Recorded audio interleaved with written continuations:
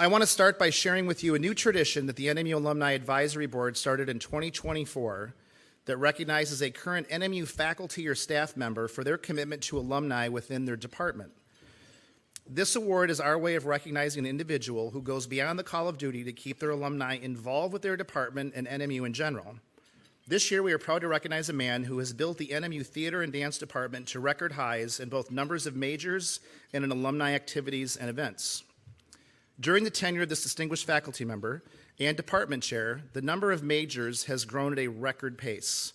In the fall of 2018, there were less than 30 theater majors at NMU. In 2022, there were more than 60 majors. In 2023, there were 108 majors, and in 2024, there were 130 majors. This fall, there are 150 majors in the Department of Theater and Dance. He has projected 200 majors in 2027 and 325 majors by 2034. During his tenure, many degree programs, both majors and minors, have been added to the department. There are Theater and Dance Alumni Awards programs held each year in April, which honor alumni at all stages of their careers. There are also 2 Detroit Lions Theater and Dance alumni meetups each year where alumni can meet current faculty and students in Detroit, as well as numerous summer gatherings held to foster relationships with alumni and current students. On behalf of the NMU Alumni Advisory Board, please help me in recognizing Professor William Dignight as the recipient of the 2025 Alumni Connection Recognition Award. Bill?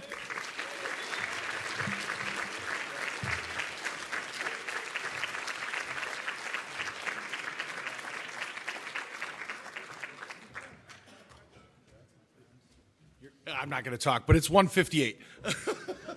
Of course. Here, my bosses are here. Thank you. It's now time to get to the most exciting part of our event, celebrating our 2025 Alumni Award honorees. This year's group of honorees demonstrates that a degree from Northern can take you to extraordinary heights in your career and community service. Please take a moment to read the full biographies for these amazing individuals in your programs on your table. We will begin with the Outstanding Young Alumni Award, which recognizes an NMU graduate under 36 years of age at the time of nomination who has shown endeavors in professional, civic, business, political, or similar activities that set the candidate clearly apart from their peers and has shown service and or honor to NMU through their endeavors. Our 2025 Outstanding Young Alumni Award recipient is Ian Lewis. Ian Lewis serves as the village manager, chief financial officer, and chief administrative officer of Laurium, Michigan. He earned a Bachelor of Science degree from NMU in 2018 and a Master's of Public Administration degree from NMU in 2022. Recognized for his outstanding leadership in public administration and community development, Lewis has led major financial and infrastructure improvements, growing the village's general fund from $16,000 to over $500,000 and securing more than $1.5 million in grants. His dedication to civic service, regional leadership, and mentoring future NMU students exemplifies the spirit of this award and the impact of young professionals in rural communities. Congratulations, Ian.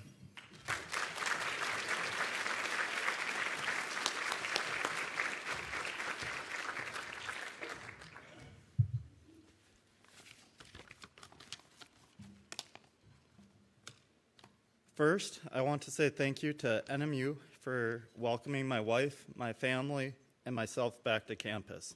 It's been great to be back with all my fellow Wildcats over the past few days.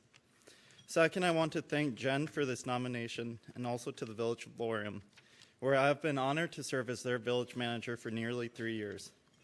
Over the past 3 years, we have overcome and accomplished so much together. In fact, my little Laurium community has even started to give me some gray hairs, and I'm not even 30. So, throughout some of the major obstacles that Laurium has had to overcome, my community has continued to grow and build while embracing its rich history. It has not dwelled at any point, and it has thrived and continued to show so much hope. I'm so thankful for all of the people that I've met and have been able to work alongside in Laurium and throughout the Copper Country. I'm thankful to those who have helped guide me and who have shown me what it means to truly have Sisu. Without their support, I would not have been able to make the connections that would be needed in order to help fund numerous projects throughout our community. However, I also want to give credit to my Michigan higher education background. I have attended 3 colleges that have shaped me into who I am today. My collegiate career first began at Gogibic Community College, where I earned my associate's degree. Then I made a big leap to NMU, where I earned my bachelor's and master's degree, and also to Michigan State University College of Law, where I earned my law degree. All 3 of these schools highly impacted my life. However, NMU holds a special place in my heart.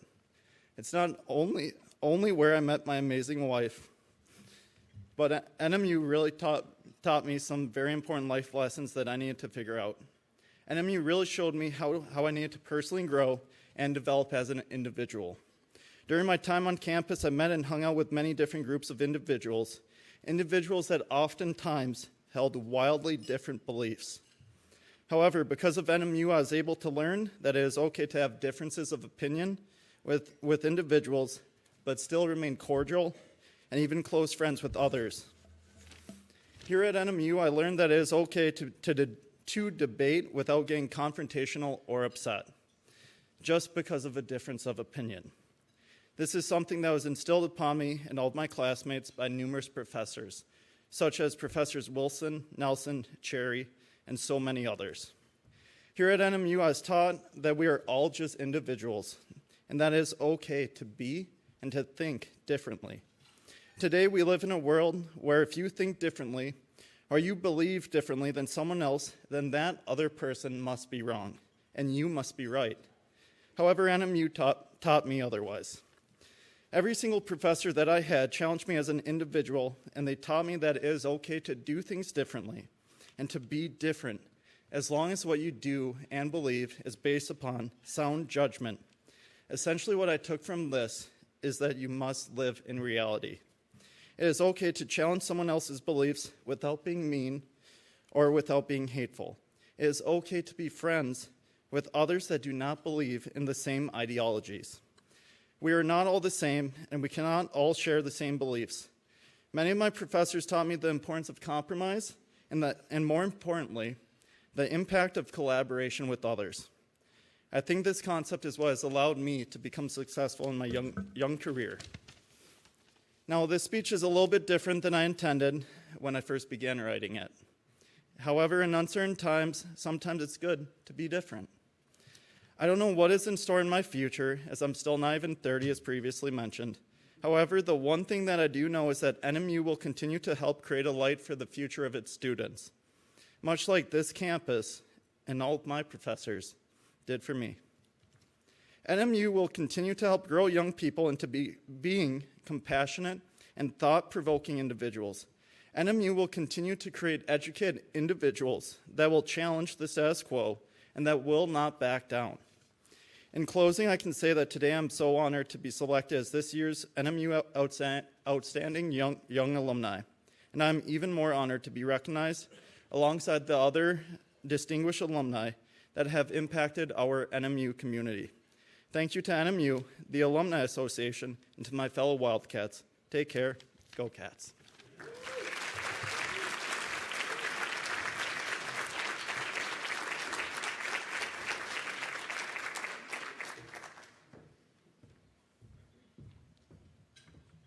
Congratulations again, Ian.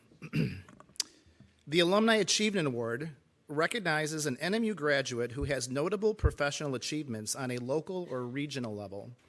Other factors include contributions to their community and documented leadership at the regional or local level. Our 2025 Alumni Achievement Award honoree, Barb Coleman, certainly checks all those boxes. Barb Coleman, a retired professor at NMU, earned a Bachelor of Science degree in 1977 from NMU and was the first graduate of NMU's Exercise Science Master's Program in 1981.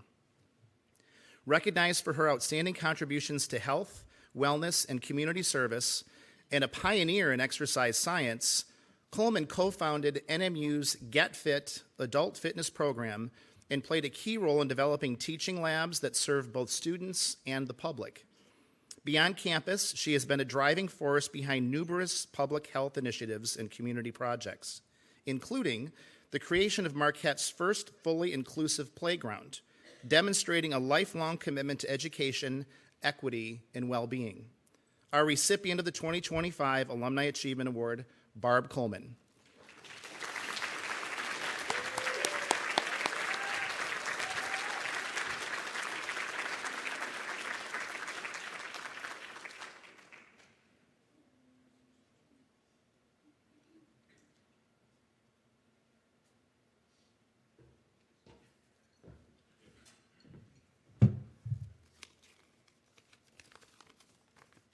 Hi, everybody. When they told me about this award, I was pondering, my time at Northern, my time after Northern, what kinds of things made a difference in my world. And the first thing I realized was it wasn't things, it was people. And it was people who made a difference when a difference needed to be made.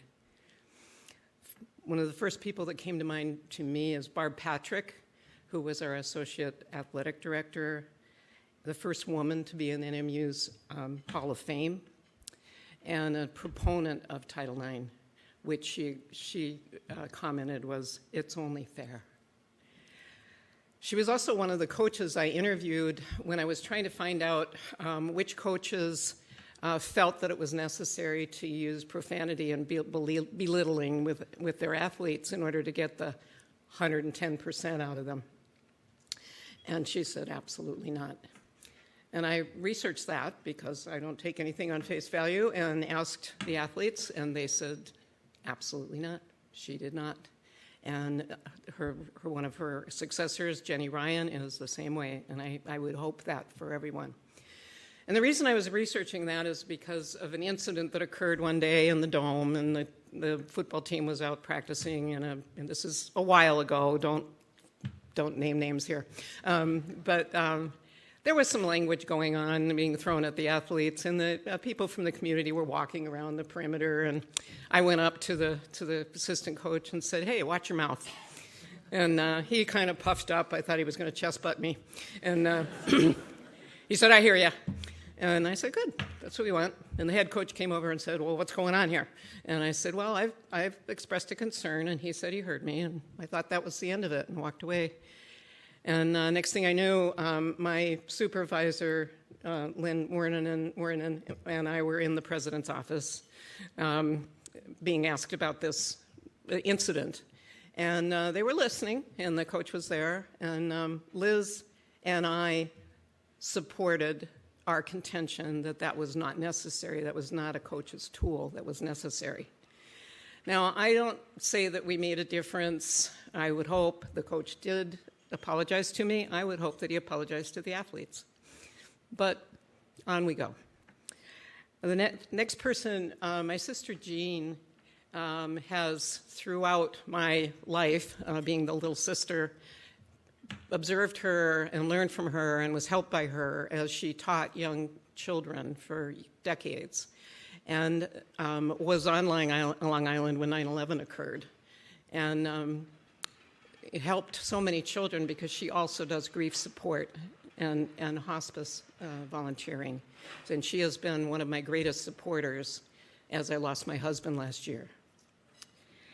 In my time at Northern, Dr. Phil Watts, who's showed us what excellent teaching, scientific research, the application of that, and professionalism were all about. I really, he was the epitome of my time at Northern. He was also the godfather of rock climbing, internationally known for that, but maybe more importantly known because he taught so many people to love rock climbing. I was not one of them. He tried to teach me very patiently, but I just do better with my feet on the ground. So, but he did involve me in his research, and he introduced me to computers. Yes, how long ago that was. Yes, and I miss the fact that I could just step into his office and ask him yet another dumb question, because he has gone too soon as well.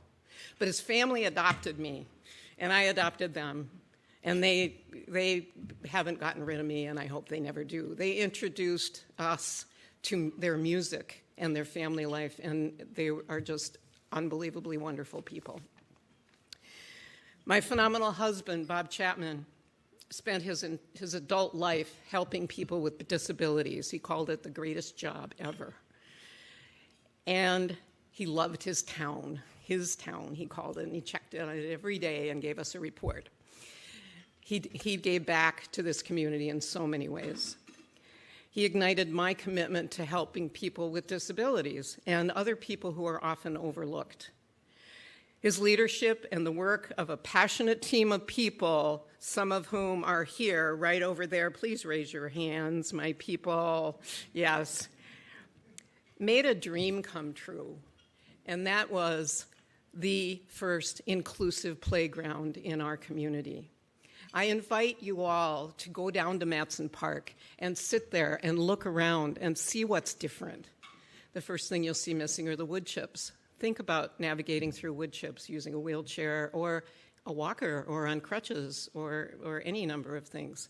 You'll see that the children and their caregivers are not only able to access things, but they are able to be welcomed to everything.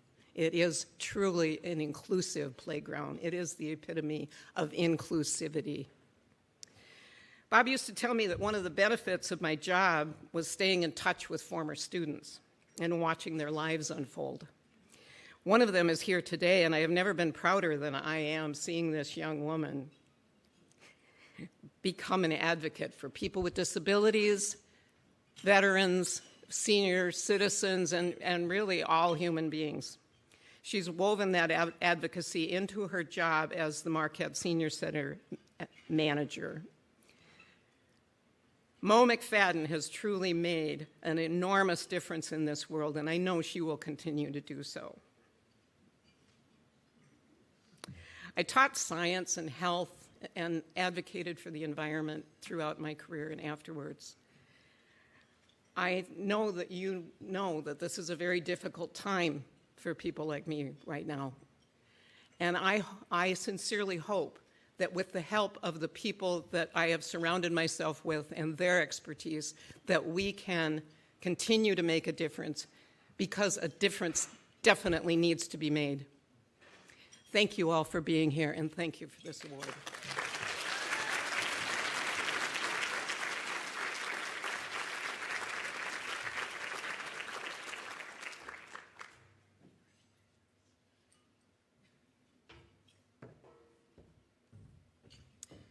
Congratulations again, Barb. The highest honor NMU Alumni Relations can bestow is the Distinguished Alumni Award, which recognizes an NMU graduate who has documented exceptional achievement in their profession and has made transformative contributions to society, their discipline, or profession. It is my honor to introduce this year's 2025 Distinguished Alumni Award recipient, Dr. Peter Lapine. Dr. Lapine, a professor emeritus in communicative sciences and disorders at Michigan State University for over 40 years, earned a Master's of Arts degree from NMU in 1976. Recognized for his international leadership in communicative sciences and disorders, he pioneered study abroad programs in his field and advanced clinical care through groundbreaking work in pediatric and adult voice disorders and voice restoration. His humanitarian efforts include leading 62 service missions to the Yucatan Peninsula, providing life-changing care to over 10,500 children with cleft palates and training the next generation of global health professionals. Congratulations to our 2025 Distinguished Alumni Award honoree, Dr. Peter Lapine.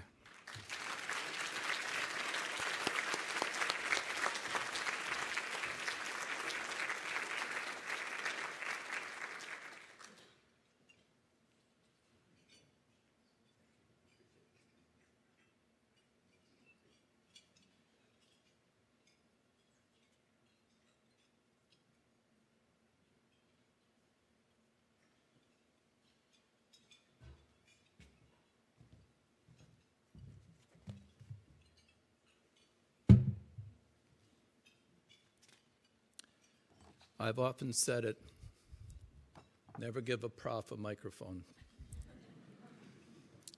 Good afternoon. Let me start by congratulating Ian and Barb. I value joining you on the dais today. What a delightful thing that you have done so well. Let me begin by expressing my gratitude for this wonderful award to Northern Michigan University, its Alumni Relations Group, the NMU Alumni Advisory Board, and of course to President Leach. I'd also like to thank my friend Dr. Bill Harn for the breathtaking fiction that he wrote to get me this nomination. I've said this often. I've taught at all 3 medical schools at MSU and in medical schools on 3 continents. I put to sleep some of the finest minds in the world. So if you feel compelled to nod off, it's okay. Kylie, start the clock. In 1974, I was a third hand on an air dryer at Gilbert Paper in Menasha, Wisconsin. I was working 12-hour shifts, so there was time to sleep, time to take a shower, time to eat a pasty, time to go back to work. My paychecks accumulated in a drawer. I didn't have time to cash them. Gradually, I began to realize that there had to be more to life than literally watching paper dry. So, long before online applications, I collected several packets from a variety of universities to apply to graduate school. Most of them did not allow off-year admissions, as the coursework was sequenced and I was out of order with the sequencing. Although I never have really known why, for some reason, the faculty at NMU's Department of Speech and Hearing Sciences, as it was known at the time, decided to make an exception. I was admitted as a provisional student. And I joined my cohort at the beginning of their second semester. Later, when I was director of graduate admissions at MSU, I realized why Northern admitted me as a provisional student. Quite simply, they were willing to take a chance on me. Everything I owned fit in my car, so I headed for the Queen City of the North. I'd saved up enough money to cover my tuition for my degree, but I would need funds to live on. Oddly, on the day that I enrolled at NMU, I transitioned from membership in the Paper Makers Union to becoming a member of the Iron Workers Union as I started working during the day at the mine for Cleveland Cliffs. Yep, I was wearing Carhartt before it was cool. Graduate classes were in the evenings at that time, so I would work my shift and then go from the mine. I'd go to campus. Immediately, I'd go upstairs to the men's room in Cary Hall, which I discovered is no longer there. I'd use a pocket full of handy wipes to wipe off the dirt and the grime, and then I'd head to class in the basement of the building. Flannel was popular in the mine and in the UP, so I was dressed appropriately except for my boots. As a provisional admit, in my first semester, I had to take at least 9 credits and earn at least a B in each course. I've done adequately, apparently, because I was switched to a regular admit at the end of the semester, and then the most remarkable thing happened. I was assigned a graduate assistantship as a TA for an undergraduate anatomy and phys course. Why is that remarkable? It wasn't just remarkable because I didn't have to work in the mine anymore. It was remarkable because I discovered that I could teach, and I wasn't bad at it. In fact, I liked it. But maybe that's the point of the afternoon. This institution gave me a chance to change my life. Dean Harn's nomination for me to receive this award was based on my work in Mexico and Europe and South America. So I should probably comment on that. But Bill, I owe you a pound of Kudagi and a large Diet Pepsi. He pauses momentarily, looks at his lines. Should I say this or not? I will. As I was preparing these remarks, I wondered if I should mention the original reason why I got involved in humanitarian work in other countries. I've never told this to anyone other than my late wife, and most likely this is the only occasion when I'll ever try to explain it. On the night our daughter Lauren was born in St. Lawrence Hospital in Lansing, Dr. Jim Hudson, a family practitioner and a very good friend, took me to one of those small, unsettling consultation rooms and said, "We need to talk." That's not a good omen. We were in the 23rd hour of labor, and the circumstances were both precarious and complex. Jim said that because of what he called pregnancy complications, my wife, our unborn child, or both were at risk. The ethical and religious directives for the Catholic Church Healthcare Services, also known as ERDs, limited his options for a successful and a safe delivery. Jim said, in his opinion, there was a chance that mother and child would survive, but that I should expect post-birth complications. There's that word again, chance. Jim told me to stay in the room for a little bit to collect myself. Now, my religious beliefs are absolutely irrelevant, but at that moment, I made a promise in that room that when I left the hospital, if I had my wife and my child, I would do something in my lifetime to help children. Well, happy ending. Our terrific daughter, Lauren, was married in May.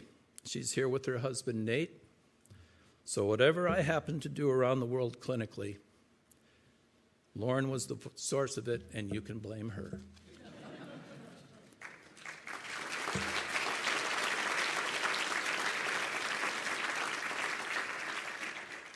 At the time of Lauren's birth, for almost 10 years, I'd been the president of the Mid-Michigan Maxillofacial and Oral Cleft Consultation Clinic, which is better known and far easier to say as the Cleft Palate Clinic. It was Sparrow Hospital's group, so maybe that was my chance. Perhaps my means to keep my promise that I made was obvious. My first work was in Camargo, Mexico, in the Chihuahuan Desert, where it rains less than 10 inches a year. And let me tell you, when it rains, the tarantulas come out of the ground. I'd never seen such abject poverty in my life. I was simply distraught by what I saw. People had no safety net, no resources, no healthcare providers, no social health network, no support system whatsoever, and so many arcane myths and superstitions. There was so much more that could be done and should be done. ChatGPT says, Upers are resilient and tough, self-reliant and resourceful, friendly but reserved. I don't know if I agree with that. Community-oriented, humble, and pretentious. I believe this. And a little bit stubborn. Anyone who has those traits matches the qualities of individuals who do humanitarian projects. Yes, Kylie, Michelle, and Kelsey, I'm going to land the plane. What I'm trying to say, fitfully, is that somehow Northern Michigan University gave me my chance to keep my promise. When I finally stopped after 17 years and over 60 projects, I realized that regardless of who we are, where we live, or how we live, we're all just people impacted primarily by where we were born. We're not labels, not Upers and trolls, not red or blue, not conservative or liberal, Swedes or Finns, Hematites or Sentinels, pasties with ketchup or gravy. In the words of Barbra Streisand, we are people who need people. Northern Michigan University gave me the chance to realize that. Our universities, like Northern Michigan universities, are special places that are more important today than ever before. It is an academy that is steeped in intellectual freedom and an invaluable source of innovative thought, critical debate, and focused discussion. NMU was, for me, a launching pad for a career and a chance to repay my personal debt.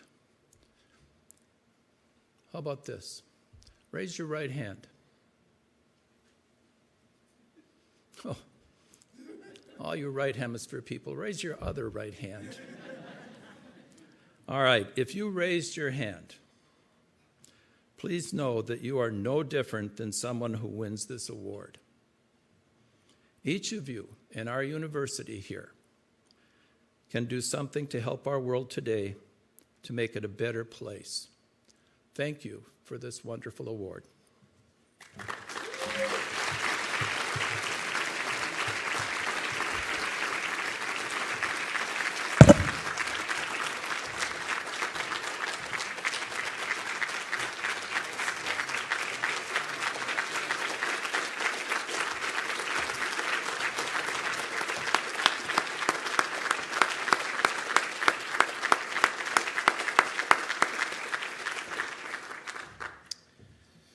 Again, congratulations, Dr. Lapine. That was very inspirational. Thank you so much.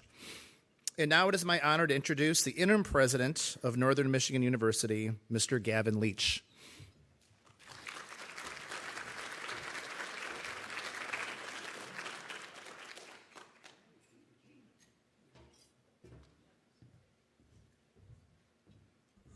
Just so you know, Peter, you made my job really hard here right now.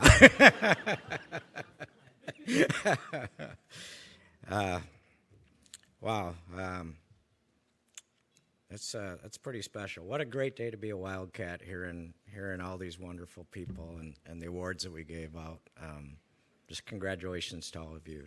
Terrific slate of award winners. On behalf of Northern Michigan University, our faculty, staff, alumni, all of us really congratulate you. You're great representatives of the university, and the accomplishments you've done are just truly outstanding.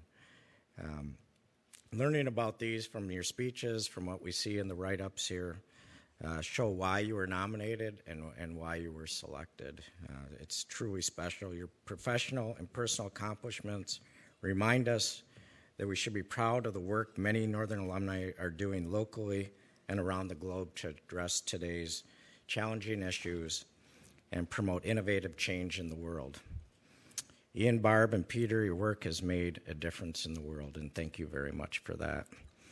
And one other thing I'd like to say, especially regarding what you were saying, Peter, is I'm on my 37th year here at Northern, and one thing I hear over and over is giving people a chance, giving our students a chance. We've had so many come through the university that maybe couldn't have gone anywhere else, and they were able to be successful at Northern and go on to be successful in their lives. And you bringing that up over and over in your speech, I think, was pretty special, because I think that's a lot of who we are as a university, so thank you. Also, and Bill, growing the department the way you're growing it now is very impressive, and this guy puts in effort. He drives down and flies down to Texas to recruit students, and there's a big reason why his program is growing, and it's pure effort of him and his fellow faculty in that department.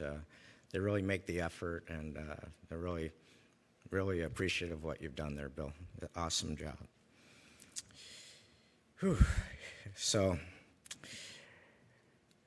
I'd like to thank Northern Michigan University.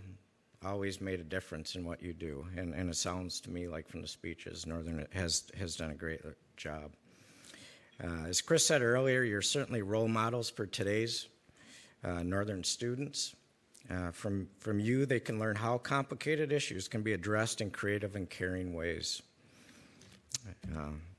Also, in in the debate we have, as mentioned by Ian, we do have debate on campus, and you can have it in a manner in which everybody can be respectful of each other, and I think that's very important today, too.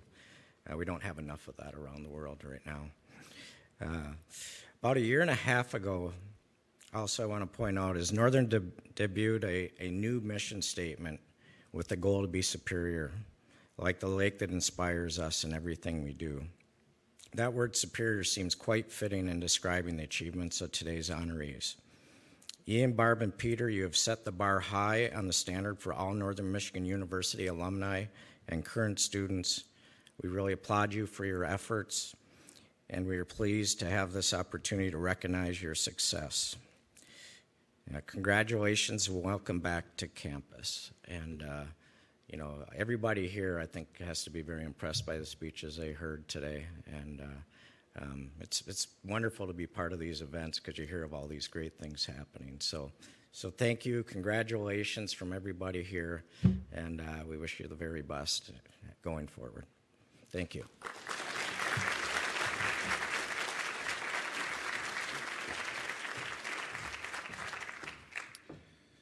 Thank you, President Leach. This afternoon, we have honored alumni who have truly achieved amazing accomplishments. It is one of the most important things that we do as an Alumni Relations Office and Alumni Advisory Board. It is important to note that each person who received an award today was nominated by someone. Our Alumni Relations team works very hard keeping track of all of the outstanding achievements that our alumni are out in the world doing. But without feedback from the alumni network, too many alumni may go unnoticed and unrecognized. We all know that there are many alumni doing significant work in the world. I'm asking each of you to consider alumni whom you feel should be nominated for an award. If you know someone, please reach out. Be an ambassador for the Alumni Awards program. Contact the Alumni Relations Office if you would like to nominate someone. As we look forward to the rest of the weekend, I hope you can join us for some of the other great activities, including the homecoming parade, tomorrow's tailgate party at the Superior Dome from 11 a.m. to 1 prior to kickoff at the football game versus Davenport, where you'll get to see me conduct the national anthem with the marching band if you go. Following football, find alumni from your era at various sports spots around town. Congratulations again to all of our award recipients, and as always, it's a great day to be a Wildcat.